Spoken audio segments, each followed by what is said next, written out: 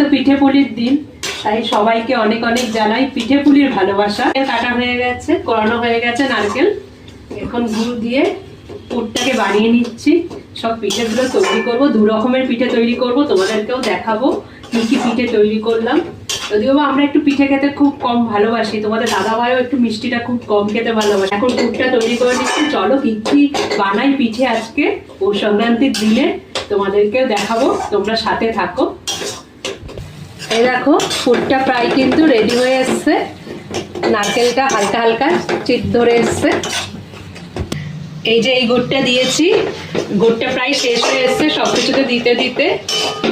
এখানে পাটিসাপটা করার জন্য ব্যাটারটা গুলে রেখে দিয়েছি, সুজি দিয়েছি, ময়দা দিয়েছি, আর একটু গুড় দিয়েছি, আর দুধ দিয়ে মেখে রেখে দিয়েছিলাম, একটু রেস্ট করতে রেখে দিয়েছিলাম। দেখো ঘনত্বটা পাতলা তো হতে হবে, না হলে তো ভালো মতো উঠবে না।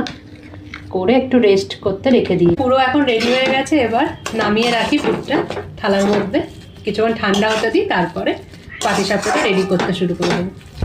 পুলিটা তো চালের গুঁড়ো দিয়ে করি, কিন্তু আমি একটু সুজি দিয়ে করি, তাতে কিন্তু নরম কিন্তু বেশ ভালোই হয়। কোনো চিন্তা করবে না সুজি দিয়ে করলে ভাবছো যে কীরকম হবে, কিন্তু সুজি দিয়ে করে দেখো একবার, পুরো নরম তুলতুলে হবে। কিন্তু অল্প পরিমাণে নুন দিয়ে দিলাম স্বাদ মতো। এবার অল্প অল্প করে জল দিয়ে কিন্তু মেখে নেব।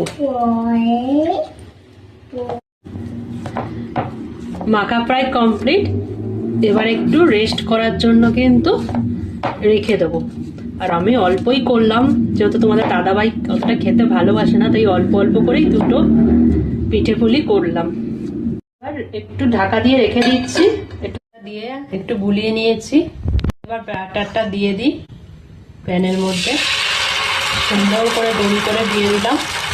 দেখা যাক কি হয়, একটু বড় করেই করছি, তাতে পিঠেটাও দেখতে ভালো লাগে। একটু এই জন্য ঘুরিয়ে নিলাম যাতে একটু বড় করে হয় পিঠেটা। এখানে পুরটা রয়েছে, পুরটা নিয়ে অল্প করে রেখে দিয়ে এখানে পুরটা দিয়ে দিলাম। এবার উল্টে সুন্দর করে এবার উল্টে লাল লাল করে তাকে পাটিসাপটাতে দেখি কি হবে, উঠবে কি না। আদৌ উঠে গেছে, রেডি হয়ে গেছে আমার কিন্তু পাটিসাপটা। একটা একটা করে রেডি করছি, মানে বাদ বাকিগুলো করে করে সব রাখছি। দেখা যাক কটা হয়। দুধ পুলির জন্য ডোটা বানিয়ে নিয়েছিলাম, এই ডোটাকেই এখন সুন্দর করে এ করে নিচ্ছি। এখানে পুরটা এবার ভরে নেবো, পুরটা ভরে নেবো। পুরটা ভরে এবার মুখটা বন্ধ করে দেবো। এগুলো দিয়ে করে খেয়েছো, এটা সুজি দিয়ে করে এরকম ভাবে দেখো, খুব নরম আর তুলতুলে হবে। কিন্তু যেমন চালের গুঁড়ো দিয়ে হয় সেরকমই কিন্তু এটাও নরম তুলতুলে হবে, বরঞ্চ বেশি নরম তুলতুলে হয়। একবার আমার কথা শুনে করে দেখো। মিষ্টির জন্য পাটালি গুড় দিয়ে দিচ্ছি, একটু মিষ্টি হবে। আঁচটা একদম ধিমি করে দিয়েছি, অল্প করে দিয়েছি যাতে না কেটে যায়। দুধ দিলে তো না হলে দুধের মধ্যে কেটে যায়, ওই জন্য।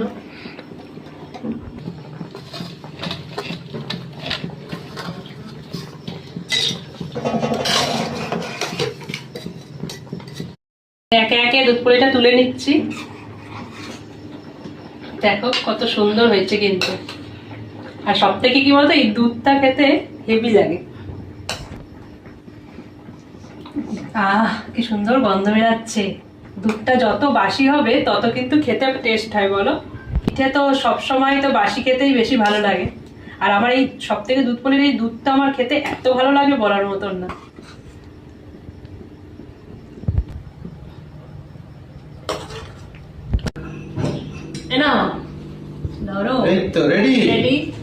আর দুধ পুলিটা কখন খাবে? দুধ পুলিটা কালকে খাবো। কালকে খাবে? আমি তো মিষ্টি ওই জন্য নিয়ে আসলাম না। আমি জানি তো, হ্যাঁ একটা গুড় দিয়ে নিয়ে এসেছি, গুড় দিয়ে যদি খাও ওই জন্য নিয়ে এসেছি। খেজুরের গুড়, খেজুরের গুড় ভালো হয়েছে তো।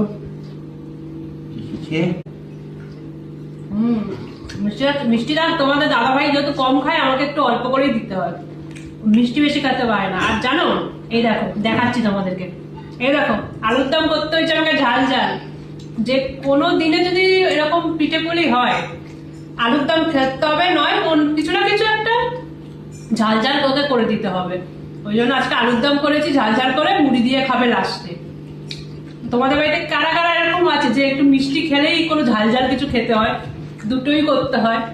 এই আমার বরটাকে দেখো, গুড়টা ভালো, আমি খেয়েছিলাম,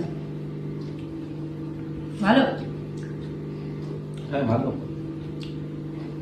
দেশের গুড় একটু বেশি ভালো হয় এখানকার থেকে, ওতে ফ্লেভারটা বেশি থাকে। ফ্লেভারটা বেশি থাকে। একবার এনেছিলাম আমরা দীঘা, ওদের বাড়ি দেশের বাড়িতে গেছিলাম, ওখান থেকে দীঘাতে গেছিলাম, মাঝপথ থেকে এনেছিলাম, বলো তৈরি করছিল, ওখানে গিয়ে আমি দেখেছিলাম গুড় কেমন ভাবে তৈরি করে, পুরো টাটকা গুড় নিয়ে এসেছিলাম ওখান থেকে, ওই গুড়টা খেতেও খুব সুন্দর ছিল।